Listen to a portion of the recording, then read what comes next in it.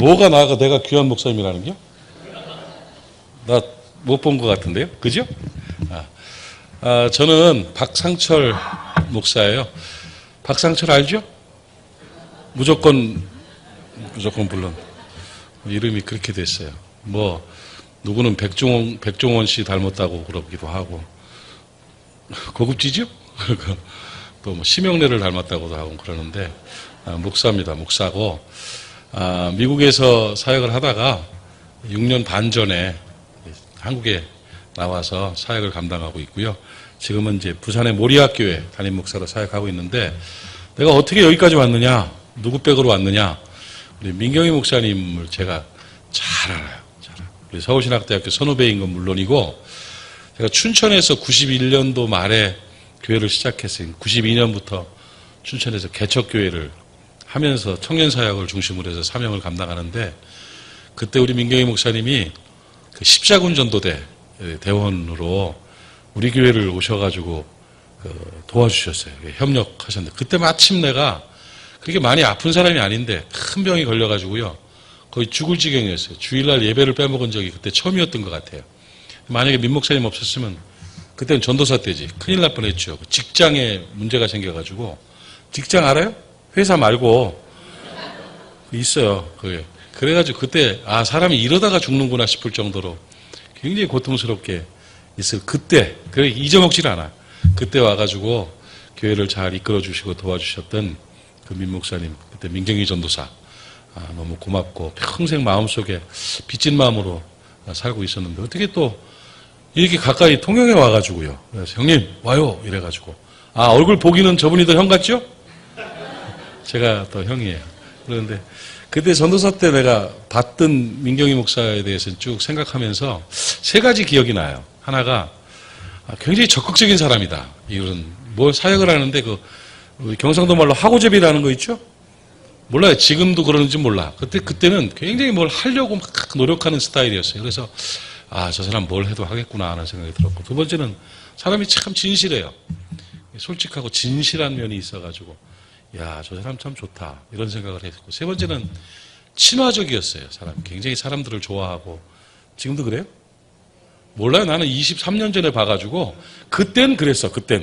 그래서 저 양반이 목사가 되면 진짜 훌륭하게 성도들 잘 사랑하면서 사명 잘 감당하겠다 했는데 여기 와 있는 거야. 얼마나 반갑고 감사한지. 여러분 이 목사님들 그렇게 A급 목사가 많지 않아요. 근데 좋은 목사님 하나님 허락하신 것을 감사하는 여러분 되시기를 바랍니다.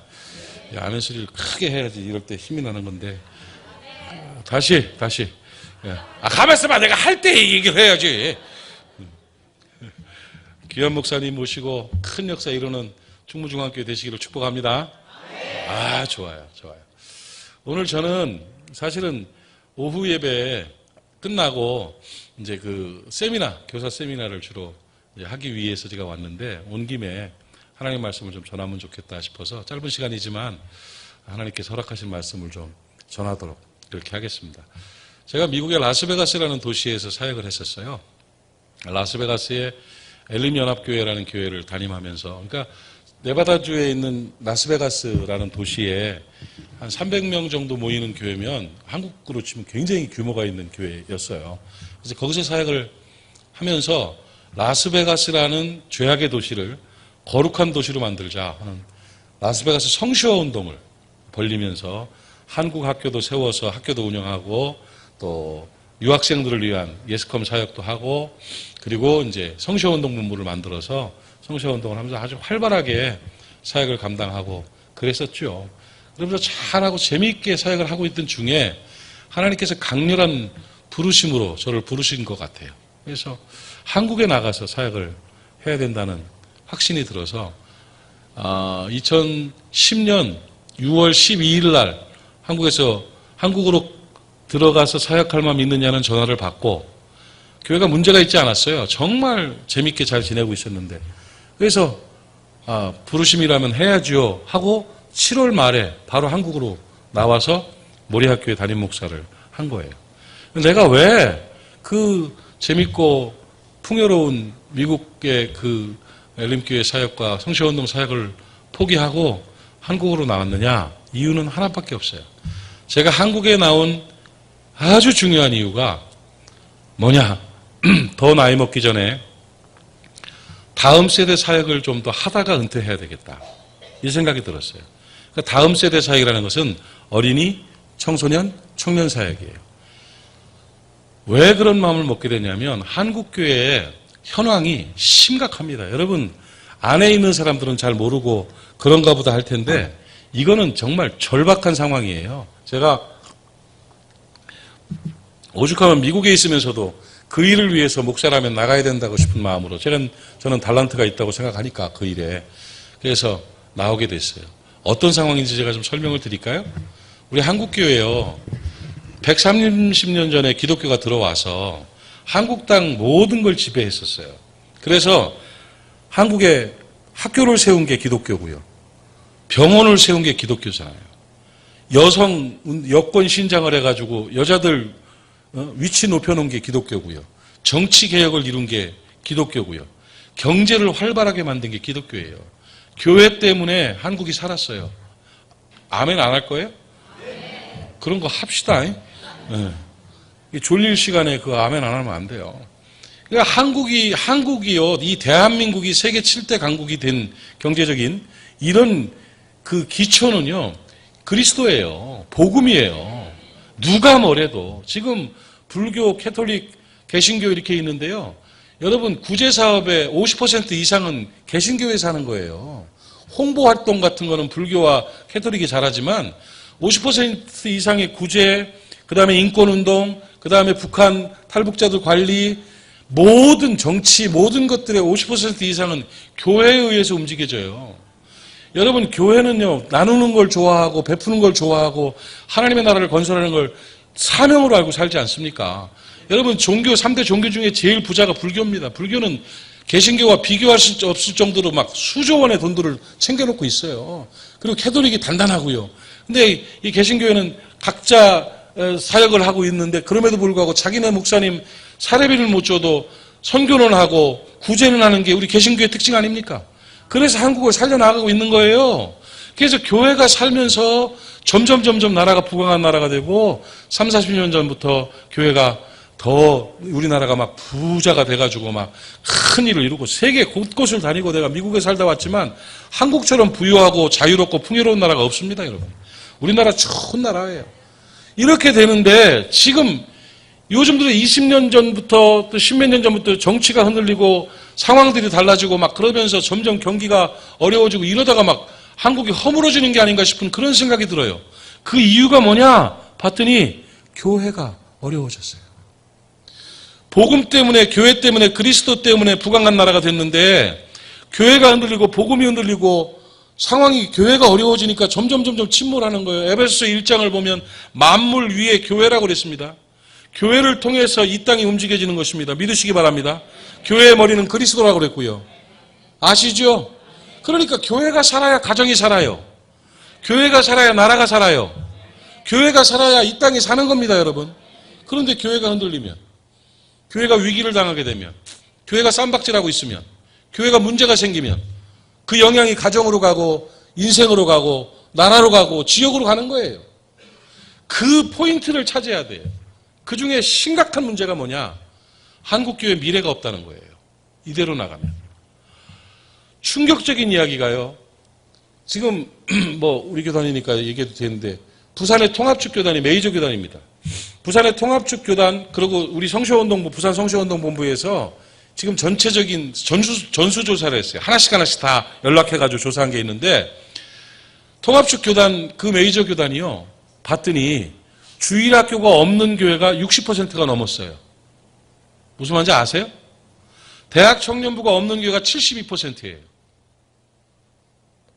이 양반들이 놀래지도 않아. 약 70%의 교회는 20년만 지나면 없어진다는 거예요. 10년만 지나면 없어진다는 거예요. 절박합니다. 우리 대한민국의 청소년 복음화율이 몇 퍼센트인 줄 아세요? 3%에서 4%예요. 3.5%. 여러분 여기 선교 많이 하니까 아시겠지만 5% 미만인 종족들은 미전도 종족이라고 그래요. 우리나라의 청년들이 미전도 종족이라고요. 이런 상황 어떻게 할 거예요? 절박하잖아요. 큰일 났잖아요. 더 충격적인 건 30, 40% 정도의 교회들이 주일학교와 중고등부 청년부를 가지고 있어요. 그런데 아주 심각한 게 주일학교, 중고등부 다음 세대 교회 학교가 있는 교회들도요. 교회 학교의 숫자가 어른들 숫자의 20%가 넘는 교회가 없어요. 뭐 한두 개 외에는 없어요. 몰라요. 충무중앙교회는 어른들 숫자에 주일학교 숫자나 중고등부 숫자가 20%가 넘는지 모르겠어요. 100명 모이는 교회 40명이 돼야 20%예요. 옛날에 제가 교회 다닐 때는요. 어른 100명이면 애들 120명이었어요. 아주 교회 골칫거리가 중고등학생들이었어요. 맨날 왔다 갔다 하면서 뭐 문학의 밤 한다고 떠들어대고 막 라면 끓여 먹고 청소 안 하고 가서 혼나고 이러면서 교회가 벅적벅적 했다고. 그런데 불과 몇십 년 만에 교회에서 애들을 찾아볼 수가 없어요. 이 상태로 그냥 가면 어떻게 돼요? 교회 문 닫아야죠. 1년에 대한민국에서 교회를 폐쇄하는 교회가 2,000개가 넘습니다. 교회 문 닫는 교회가. 큰 교회는 괜찮지. 물론 처음에는 작은 교회들 질려가지고 교회가 폐쇄되면 큰 교회들도 가지요. 그게 부흥입니까? 부흥 아니에요. 세례를 줘야 부흥이지. 그렇게 옮겨졌는데요. 2015년도에 통계 나온 걸 보니까요. 경제신문에 그게 나왔어요. 경매가 100억 이상 되는 교회가 경매로 나온 게 96개가 있더라고요. 우리나라에서. 그러니까 큰 교회도 이제 위기를 맞이한다는 거예요. 이런 상황들을 가만히 놓고 있으면 되겠냐 이거죠. 안 되지요. 지금 대한민국 교회의 제일 시급한 문제는 다음 세대들, 청년들과 청소년들과 어린이들을 교회로 끌어들이는 일입니다. 우리 충무중앙교회도 그 일을 위해서 최선을 다하는 하나님의 교회가 될 수 있기를 주의 이름으로 축원합니다. 애를 안 낳는데 대가 이어지겠습니까? 안 되지요.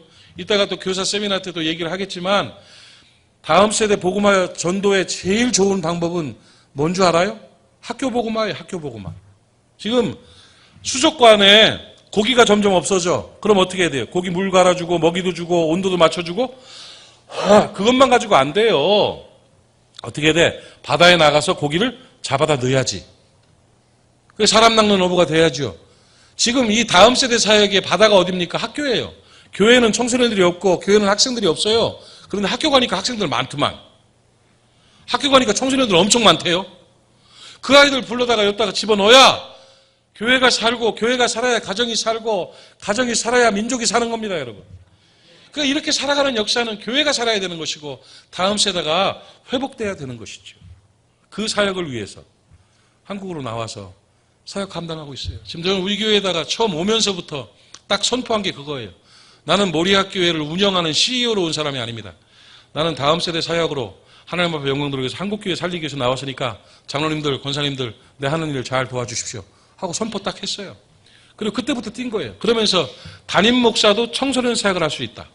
이거 보여주면서 계속 청소년 사역하고 있습니다. 지금 수백 군데를 다니면서 학교를 다니면서 예수 그리스도를 영접하게 만들고 구원 초청을 해서 영접하게 만들고 복음 사역을 감당하고 있고 인근 학교 영적 입양 사역이라는 걸 만들어서 지금 사명을 감당하고 있어요. 그렇게 하다 보면 나머지는 하나님이 채우실 줄로 믿습니다. 여러분 어른들의 마음들이 좀 달라져야 돼요. 이제는 우리의 시선과 시각들이 하나님 나라로 꽂혀야 돼요. 하나님 나라를 위해서 교회가 살아야 되고 교회가 살기 위해서는 어린이들이, 청년들이, 청소년들이 교회로 돌아올 수 있도록 우리 청년들과 청소년들이 수십 년 동안 참아왔잖아요. 어른들이 하는 대로. 이제는 어른들이 참아줘야 돼요. 어른들이 양보해줘야 돼요. 어른들이 기다려줘야 돼요. 애들이 춤추고 노래하고 빵빵거리고 드럼 치면서 떠들어대면 시끄러 이놈아 하지 말고 격려해주고 도와주고 간식 사줘야 돼요. 아멘 좀 해야 돼요. 이럴 때. 그럼요. 학교 복음화를 위해서 이때 또 세미나 때 다 미루는 거예요. 지금 얘기했지만 우리 선생님들은 학교를 다니는 선생님들이 돼야 돼요. 학교 가서 복음 전하고 아이들 양육하고 그들을 위해 기도해주고 예수 그리스도가 그들의 삶의 주인이 될 수 있도록 만들어주는 사명을 감당해야 되는 것입니다. 그렇게 될 때 교회도 부흥하고 지역도 부흥하고 민족도 회복될 줄로 믿습니다.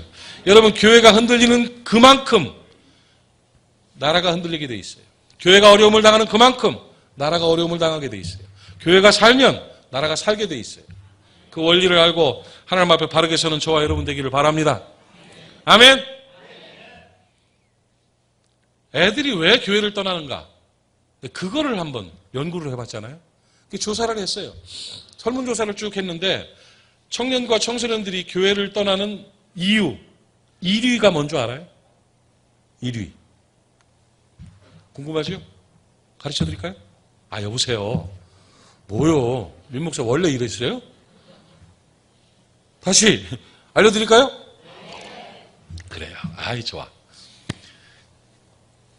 다음 세대가 교회를 떠나는 이유가 교회 프로그램이 재미없어서가 아니었어요. 교회에서 간식 덜 줘서 그런 거 아니에요. 교회 시설이 안 좋아서가 아니었어요. 야, 애들 똑똑하더만. 다음 세대가 교회를 떠나는 이유 57%의 비율로 나온 1위가 뭐였냐면 교회에서 어른들을 통해서 하나님을 만날 수가 없었다. 교회에서 하나님을 만날 수 없으면 교회를 나갈 이유가 없지요, 얘들이요. 재밌는 거 찾으려고 교회 나오는 애들 아니에요. 교회에서 장로님을 통해서 하나님을 만나야 되는데, 교회에서 권사님을 통해서 하나님을 만나야 되는데, 교회에서 다음 세대가 집사님을 통해서 하나님을 만나고, 선생님을 통해서 하나님을 만나고, 목사님을 통해서 하나님을 만나야 되는데, 교회 아무리 다녀봐도 교회에서 하나님을 만날 수 없었대. 그러니까 교회를 떠나는 거예요. 이걸 먼저 해결해야 아이들이 교회로 돌아옵니다. 아이들이 교회에 들어와서 정착하게 되고 다음 세대 일꾼으로 살게 되는 것입니다. 여러분, 여러분의 다음 세대들이, 여러분의 자녀들이 여러분을 통해서 하나님을 만날 수 있기를 주의 이름으로 축원합니다. 여러분의 말에, 여러분의 성품에, 여러분의 행동에 그리스도의 향기가 바라기를 축원합니다. 이게 회복되지 않으면 기독교적인 종교인으로 뻔질나게 기도는 왈왈거리면서 잘하고 성경은 뭐 많이 아는 것처럼 하고 봉사한다고 그러고 아는 척 많이 해도 그 안에 그리스도가 보이지 않으면 아이들은 교회 더 이상 찾아 나오지 않습니다. 오늘 저는 그런 의미에서 한 가지만 얘기하고 끝낼게요. 한 가지만. 뭐냐? 우리가 우리의 다음 세대들을 건져내고 우리 다음 세대가 충무중앙교회 중심이 되고 이 교회가 예수님 오실 때까지 풍성한 부흥을 이루기 위해서 해야 될 한 가지 사명은 뭐냐? 신앙의 창문을 열어야 된다는 거예요.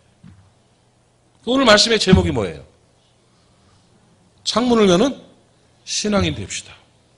외웁시다. 창문을 여는 신앙인이 되겠다. 이 창문을 열겠다는 게 무슨 뜻인지 얘기해 드릴게요. 오늘 제가 그 예로 다니엘을 예로 들었는데 전 다니엘을 굉장히 존경합니다. 그래서 미국에서 사역할 때 청소년 사역, 다음 세대 사역의 이름이 다니엘 프로젝트였어요. 다니엘은 바빌론의 포로로 잡혀갔음에도 불구하고 새 왕이 바뀔 때까지 그 나라를 통치했던 위대한 하나님의 사람이 바로 다니엘이죠.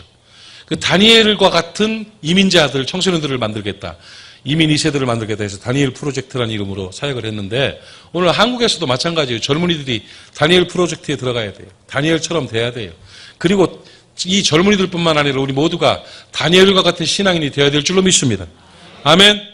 그럼 다니엘의 신앙을 쭉 볼 때 뭐 다니엘서 1장 8절에 뜻을 정한 신앙인도 있고 여러 가지가 다 있지만 오늘 다니엘서 6장 10절 말씀 보면 다니엘은 하나님 앞에서 창문을 열었어요.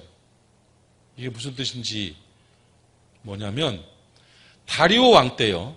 다니엘이 그 나라의 총리였습니다. 이 바벨론이라는 나라의 이방 나라의 총리가 됐어요. 포로로 잡혀가가지고요. 여러분 미국이 50개 주잖아요. 그 당시에 바벨론은요 120개 주였습니다. 그러니까 전 세계를 지배하고 있었던 엄청난 나라에 각 주마다 각 도마다 120도의 도지사를 세우고 그 중에 유능한 사람 셋을 뽑아서 총리로 세웠어요. 그 총리 중에 으뜸이 되는 총리, 왕 바로 밑에 통치자가 다니엘이었습니다. 엄청나죠? 졸려요? 졸려요? 그런데 아멘 하신 분은 누구요? 아니요? 아멘이요. 다니엘이었는데 그 다니엘이 그렇게 된 거에 대해서 다른 총리들과 다른 도지사들이 질투를 할까요? 안 할까요? 할까요? 안 할까요? 옆 사람한테 지금 알아듣고 있냐고 한번 물어보세요. 알아듣고 있는 거요? 알아듣고 있어요?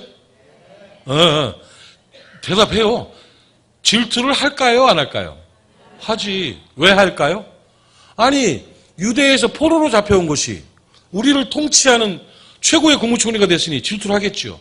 그래서 다니엘의 허점을 찾으려고 막 내사를 했어요. 다 찾아봤는데 아무 아무 허물이 없었어요. 그럴 때 이 사람들은 뭘 하냐면 모략을 꾸미는 거죠. 모략을 꾸면서 가만히 생각을 하니까 이거는 신앙적으로 무너뜨리는 것밖에 없겠어. 그래서 작전을 딱 짠 게 그때만 해도 왕권이 신권이었으니까 이 사람들이 왕을 찾아갑니다. 그래서 다리오 왕에게 절을 하면서 왕이여 만세수를 하옵소서 하고는 왕이여 지금 태평성대가 이루어지고 있는 것이 다 왕의 은덕입니다. 고맙고 감사한데 우리 국민들 전체가 왕을 신처럼 모시고 왕께 충성하게 하기 위해서 한 가지 일을 좀 냈으면 좋겠습니다. 뭐냐 그랬더니 앞으로 30일 동안 어느 신에게도 다른 신에게 절을 하거나 또 예배를 하고 경배하는 자가 있으면 사자굴에 집어넣어 죽여버립시다. 그래서 왕권이 돈독하게 되도록 하는 함이 오를 줄로 아래요. 그러니까 왕이 가만히 듣고 보니까 그래 왕권이 단단해져야 되고 왕이 신권이니까 다른 신에게 절하고 기도하는 건 잘못된 거지. 그럼 나한테만 할 수 있도록 해야지. 좋다.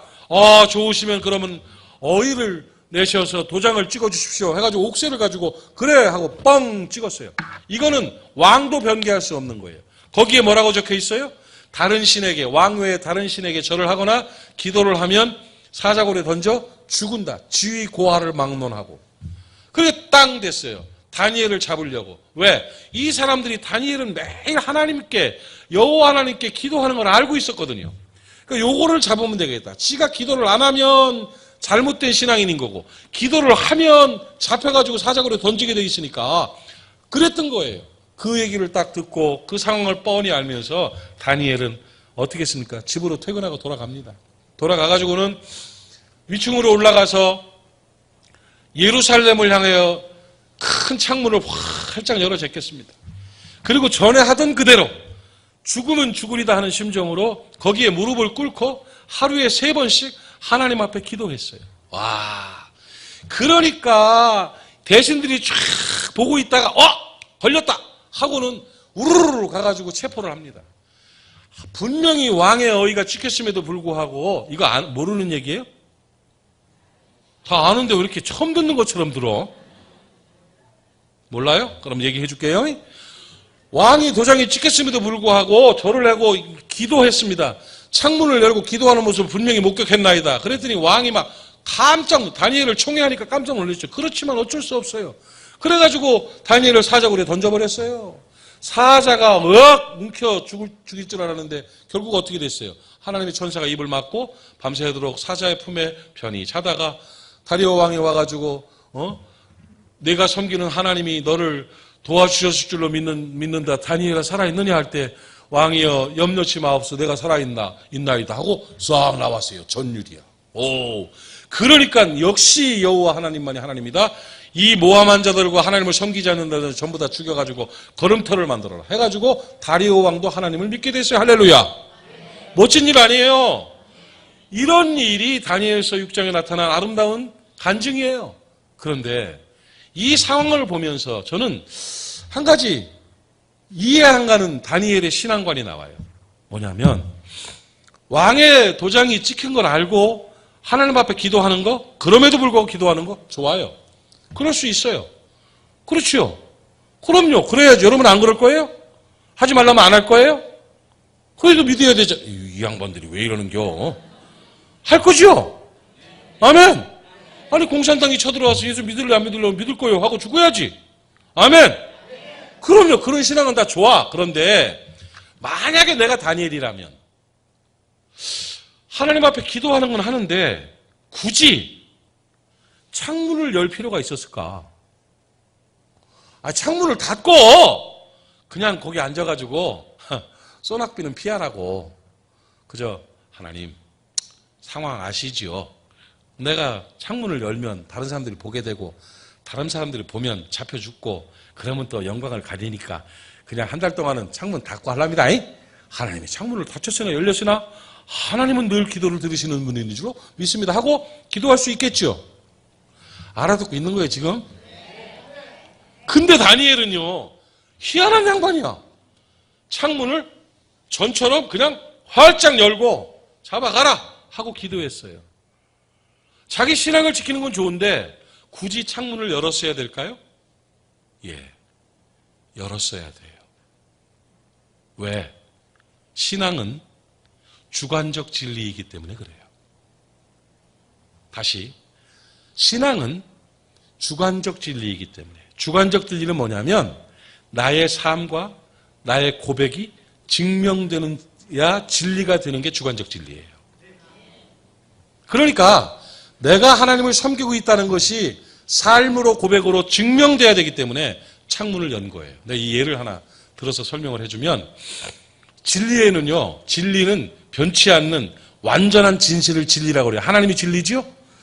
두 가지가 있어요. 진리는 두 가지가 있는데 하나는 객관적 진리, 또 하나는 주관적 진리. 철학 시간처럼 됐지만 죄송합니다. 간단하게 설명할게요. 객관적 진리는 뭐냐면 나의 고백과 관계없는 진리가 객관적인 진리예요. 예를 들어서 갈릴레오라는 사람이 옛날에 지동설을, 처음에 옛날에는 이 지구가 평평하고 바다에 지구의 끝에 가면 낭떠러지가 있어서 바다 끝에 가면 빠지는 줄 알고 있었어요. 그리고 지구가 중심이고 별들이 하늘에 박혀 있는 걸로 알고 있었다고요. 그랬는데 과학자 갈릴레오가 주장을 하기를 뭐라고 주장했냐면 지구는 돈다. 지구는 둥글고 모든 별들 사이에 지구가 돌고 있다. 이렇게 말을 한 거예요. 그러니까 그 당시에는 종교가 곧 정치였잖아요. 그리고 과학이었잖아요. 그러니까 종교 지도자들이 이 하나님을 모독하는 자란 말이에요. 그러면서 어떻게 지구가 둥그냐, 지구가 도냐, 그렇게 불안정하게 하나님이 만드신 지구가 둥둥 떠다니냐 하면서 잘못된 것이다 하고 갈릴레오를 불러다가 재판을 했어요. 재판하면서 만약에 너 지구가 둥글다 그러고 돈다 그러면 신을 모독한 죄로 죽여버리겠다고 그랬어요. 지구가 둥그냐 평평하냐, 지구가 도냐 안 도냐 지금 얘기해라. 그러니까 갈릴레오가 생각도 안 하고, 예? 아, 지구가 평평하고 지구가 안 돈다고요? 그럼요. 지구가 안 돌아요. 살아야 되니까. 에이, 지구가 돌긴 왜 돕니까? 안 돌아요. 그럼요. 그러니까 그렇지, 내가 루머일 줄 알았다. 무죄. 뻥뻥뻥 하고 갈릴레오가 석방이 됐어요. 그러면서 법정문을 나서면서 갈릴레오가 한 말, 유명한 말이 있잖아요. 뭐라 그랬게요? 에이, 그래도 지구는 도니까. 아, 내가 돈다 그러면 돌고 내가 안 돈다 그러면 안 도나? 에이, 그래도 지구는 도니까 하고 법정문을 나갔어요. 이걸 객관적 진리라고 그래요. 나랑 관계없는 진리. 내가 아니라고 그래도 그게 그러면 그런 거지요. 자연적 진리는 객관적 진리예요. 알아들었죠? 주관적 진리는 뭐냐? 나의 삶과 신앙, 나의 고백이 증명돼야만 되는, 이게 주관적 진리예요. 소크라테스가 아테네의 법을 만들었잖아요. 아테네 법을 만들고 자기 평생을 담아서, 자기 철학을 담아서, 그래가지고 아테네 법을 진리로 선포했어요. 그랬는데 자기가 만든 법에 자기가 걸린 거야. 그래가지고 감옥에 갇혔어요. 그 플라톤의 향연이라는 책의 대화편을 보면 나오는 얘기인데, 미안해요, 오늘 괜히 어려운 얘기해서. 소크라테스 친구 클립톤이 와가지고는 소크라테스에게 야, 빨리 도망가자. 다 매수해놨으니까 나가기만 하면, 이거 좀 히터 좀 꺼요. 더워 죽겠는데. 그죠? 전기세도 많이 나가는데 이거 왜 켜놔? 어디까지 했어요? 도망가자 하고 얘기했거든요. 도망가자. 그러니까 소크라테스가 안 된다는 거예요. 나는 나갈 수가 없다. 나의 평생이 담겨있고 나의 철학이 담겨있는 이 법을 내가 어길 수 없다. 그러면 내 인생은 다 헛것이 돼버린다. 이래버리는 거예요. 그러니까 클리턴이 계속 막 설득을 합니다. 네 자녀를 생각해라. 이 아테네 시민들을 생각해라고 막 계속 설득을 하는데, 그럼에도 불구하고 거부하고 결국에는 소크라테스가 독배를 마시고 죽었어요. 그때 뭐라고 유명한 말 했죠? 악법도 법이다. 어서 들었던 얘기죠? 하면서 죽었어요. 소크라테스가 왜 죽을 수밖에 없었나요? 자기가 만든 법은 주관적 진리이기 때문에. 여러분, 신앙은 객관적 진리입니까? 주관적 진리입니까? 주관적 진리예요. 신앙은 증명되지 않으면 소용없어요. 신앙은 보여지지 않으면 의미 없는 거예요. 신앙은 실천되지 않으면 가짜예요. 그래서 순교하는 거예요. 순교자들이 죽을래, 믿을래, 안 믿을래, 그럴 때, 나는, 안 믿을게요 하고 속으로는 믿어요, 하나님? 이거 아니라니까요. 죽음을 불사하는 거예요. 생명을 거는 거예요. 왜? 신앙이라는 주관적 진리는 내 삶과 나의 고백이 드러나야 되기 때문에. 다니엘이 창문을 열면 죽는다는 사실을 알았어요. 그러나 창문을 닫으면 내 신앙을 감추는 게 돼요. 내가 신앙 있는 존재라는 것을, 내가 목숨을 걸고라도 하나님께 기도하고 하나님을 섬겨야 되는 존재라는 것을 사람들에게 증명했어야 돼요. 그래서 창문을 연 거예요. 그러므로 하나님의 역사가 나타나고 간증거리가 이루어지고 하나님께 위대하게 쓰임받게 됐던 거예요, 여러분. 하나님을 인정하고 하나님을 고백하고 주관적 진리를 증명하고 살아가면 하나님이 책임지신다는 것을 믿으시기 바랍니다. 사랑하는 여러분, 한국교회, 왜 이런 위기가, 다음 세대, 왜 어른들을 통해서 하나님을 만날 수 없다고 얘기할까요? 신앙이 객관적 진리인 줄로 착각하는 사람들 때문에. 왜 그 아이들이 교회에서 어른들을 통해서 하나님을 만날 수가 없었다고 교회를 떠날까요? 교회 안에서 신앙의 증명을 하지 않으니까. 가정 안에서 신앙을 증명하지 않으니까. 신앙 있는 아빠가 돼야 되는데 교회에서 하고 집에서 달라요. 신앙 있는 직장인이 돼야 되는데 교회에서 하고 과장 있는 이 사람하고 달라요. 친구를 만날 때와 교회에 있을 때가 달라요. 창문을 꼭꼭 닫고 자기 마음에 자기 생각에 옳은 대로 살아가요.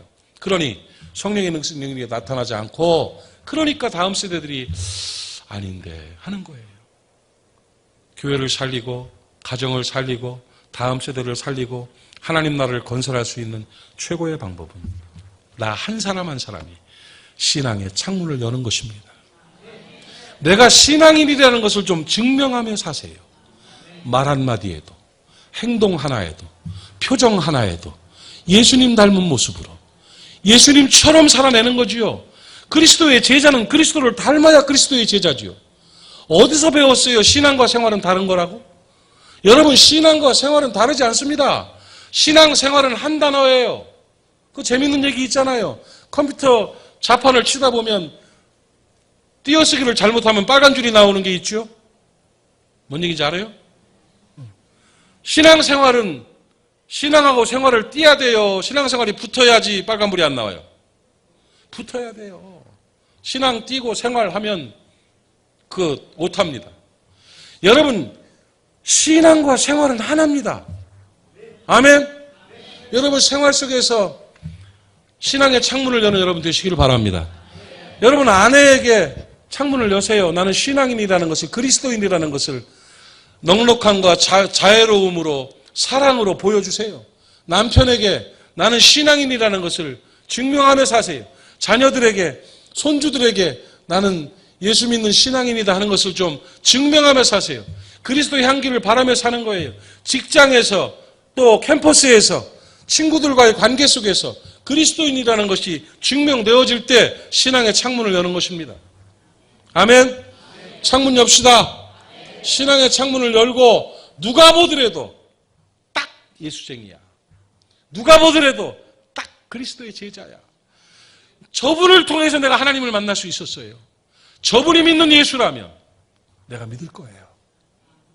이런 고백을 좀 할 수 있도록 살아가는 게 그리스도인의 삶의 사명입니다. 이게 하나님 나라 확장입니다, 여러분. 그렇게 살 수 있기를 바랍니다.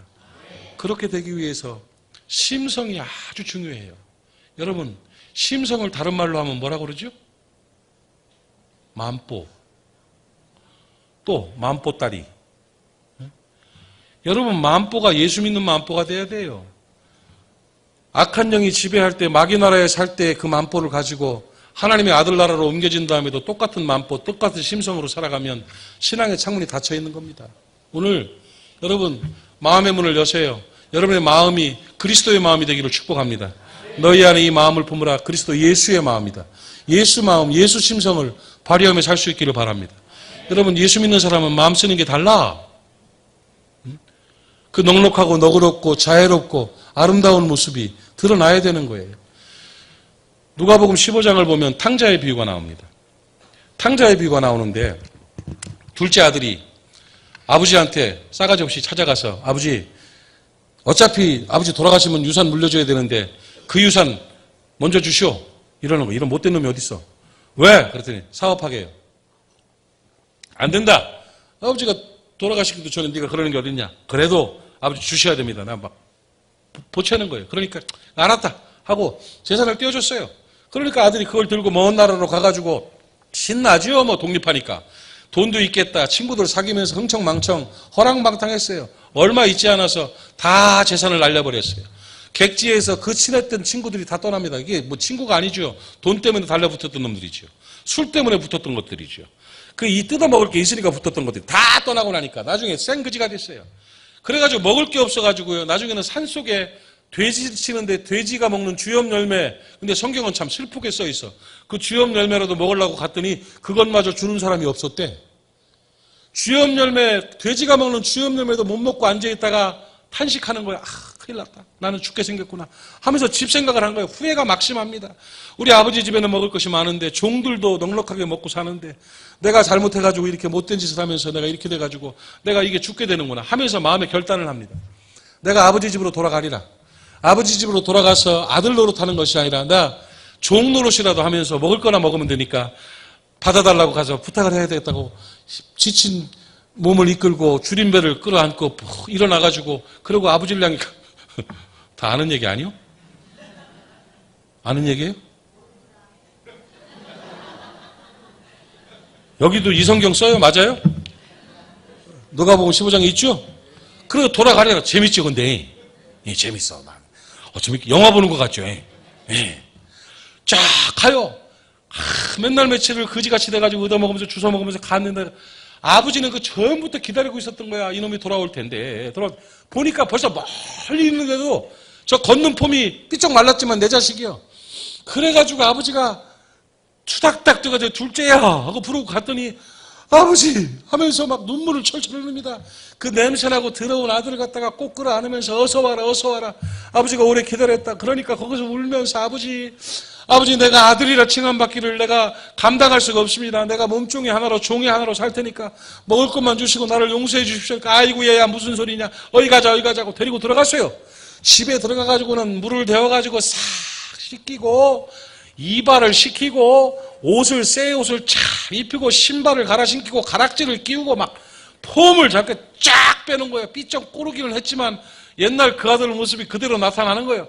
그래놓고 너무 좋아가지고 흥분이 되니까 이제 이 하인들을 불러가지고 하는 말이 죽었던 아들이 돌아왔단 말이야. 잔치를 벌이자. 송아지를 잡아라 하는 거예요. 소를 잡는 것도 아니고 송아지를 잡아요. 그 연한 고기 송아지를 잡아 동네 사람들을 청해라. 그러니까 동네 사람들이 막 옵니다. 뭔 일이래 했더니 둘째 아들이 몇 년 만에 돌아왔는데 아버지가 이렇게 잔치를 벌린다고 하니까 기분 좋아가지고 동네 사람들 와가지고 고기를 구워서 막 먹어요. 맛있겠지요. 근데 이제 해가 지니까 들에 나갔던 형이 돌아온 거야. 형이 이제 피곤해하고 이제 일하고 돌아왔는데 뭐 고기 굽는 냄새가 나고 집안이 뻑적뻑적해. 이게 뭐지? 하고 빼끔히 문을 여는데 하인이 하나가 툭 튀어나오면서 아이고 큰도련님 오셨어요? 하고 인사합니다. 야 뭐냐 이 사람들은 뭐고 고기는 뭐냐?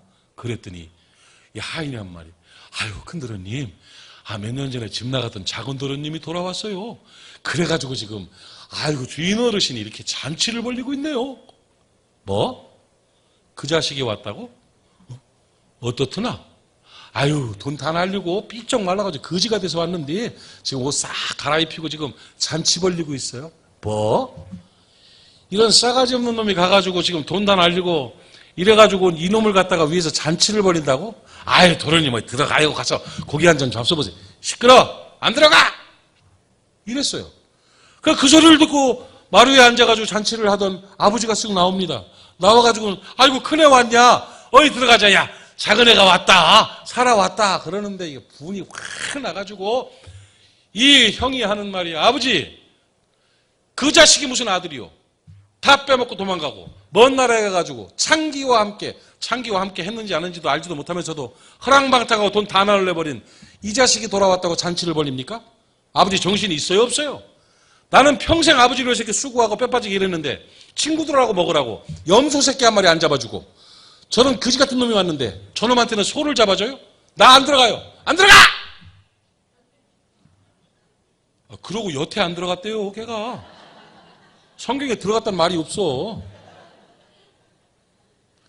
그러니까 그 모습을 바라본 동네 사람들은 고기를 먹다가 아이씨 먹어야 돼 가야 돼 이거 분위기 이상하네 괜히 와가지고 동생놈 앉아있다가 물론 내가 잘못했지만 저런 것이 형이라고 이씨 하여튼 두고 보자 그래 이 수모를 내가 잊지 않겠다 이러고 일을 가고 있을 거예요. 그 분위기 어떻게 할 거예요 그거 그 분위기. 예수님이 이 비유를 누구들이라고 한 줄 알아요? 교회 다니는 사람들 나와 여러분들 탕자 같은 사람 돌아오면 형처럼 그렇게 하잖아 우리. 에? 교회에 있다가 어디 옮겼다가 다시 돌아오면 저거 장로 되려고 왔나? 이러고 눈치 주잖아. 뭔가 좀 찝찝한 사람 있으면 저기 뭐라고 이러잖아. 그런 거 하지 말라고 예수님이 가르쳐 준 거예요. 탕자의 비유 다시 보기 띠리리리리리리 뒤로 가서 형이 왔어. 앞 얘기는 다시 안 해도 되죠? 와가지고 딱 보니까 뭐냐? 아유 작은 도련님 왔어. 그래? 어이 건강하더냐? 아유 괜찮아요. 근데 삐쩍 말랐어요. 그래요? 하는데 아버지가 또 나왔어. 아버지 다녀왔어요. 아니 둘째 왔다며요. 그래야 몇 년 만에 돌아왔다. 어때요? 안 아파요? 애가 말이 아니더라. 아주 거지가 돼서 왔어. 아이고 어떡하면 좋아 그래. 그 어떡하셨어요? 싹 씻겼지. 옷은요? 없으면 내 거라도 좀 입히죠. 그래 입혔어. 입히고 지금 잔치하고 있다. 뭘 잡았어요? 이 송아지 잡아가지고 동네 사람 불러서 지금 잔치 벌리고 있어. 들어가자 그래. 아이 그럽시다 아버지. 아이고 이놈 참 어이구 살아 돌아오니까 참 다행이네. 근데 아버지 송아지 잡았어요? 그래요. 아이고 걔가 원래 닭도 좋아해요. 우리 닭이라도 몇 마리 더 잡지요. 이랬어 봐. 닭이라도 몇 마리 더 잡지요. 걔 닭 좋아해요. 닭이라도 몇 마리 더 잡지요. 하면 동생놈 앉았다가 가슴이 찌합니다. 형 미안하고 고맙소. 아버지가 마음이 너무 좋아서 큰 놈은 큰 놈이다. 고기 뜯어먹던 동네 사람들이 이 집안 잘 되는 이유가 있구나. 심성이 저 양반 심성이 저게 보통 마음이 아니구나. 이 마음으로 진짜 잔치 벌렸을 거예요. 아버지 걔 닭 좋아해요. 닭이라도 몇 마리 더 잡지요. 이 마음으로 삽시다. 이게 창문을 여는 신앙이니요. 기도합시다. 하나님 오늘 전한 말씀이 저들의 삶의 지표가 되게 하시고 권세가 되게 해 주옵소서. 나로 말미암아 그리스도가 보여지게 하시고 그리스도가 전해지게 하여 주시옵시며 다음 세대들이 나 때문에 예수 믿게 해 주시옵시고 교회에 정착하게 하여 주시옵시며 우리 모두가 신앙의 본이 될 수 있도록 도와 주옵소서. 다니엘처럼 창문을 여는 신앙인이 될 수 있기를 원합니다. 신앙의 창문을 활짝 열고 예수의 향기 바람에 살 수 있는 넉넉한 심성으로 예수의 심장으로 살아가는 우리 모두가 되게 하여 주시옵소서. 예수님의 이름으로 기도하옵나이다. 아멘.